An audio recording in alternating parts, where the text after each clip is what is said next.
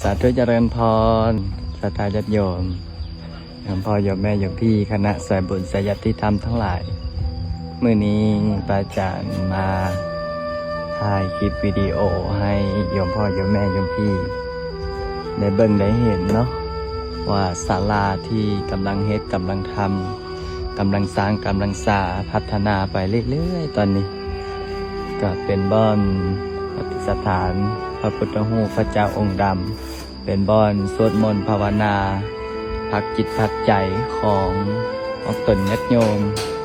เป็นบ่อนอยู่อาศัยของพระสงฆ์สามเณรภายในวัดในวา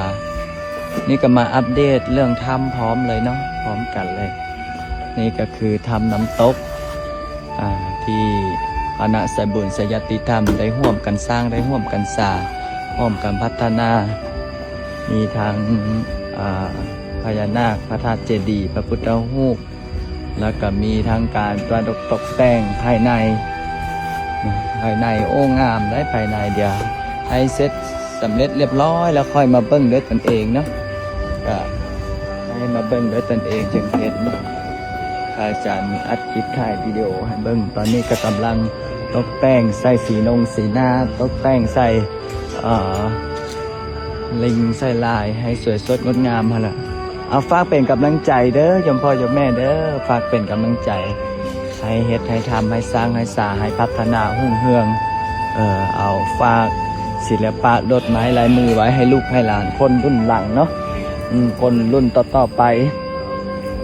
เราได้สร้างได้สร้างเราได้พัฒนาไว้กับเป็นสมบัติของประเทศชาติเนาะ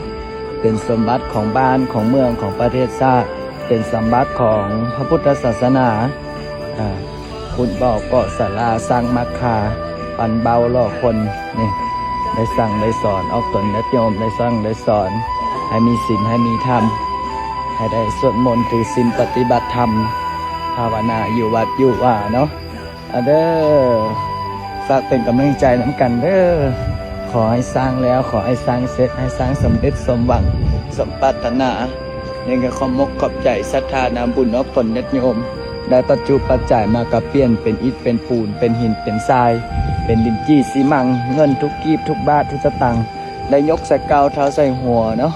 สาธุสาธุบุญเด้อวัดป้าบุญนรินทร์นาคารามบ้านนายังเมืองนาไซทองนครหลวงเวียงจันทร์สาธุเจริญพร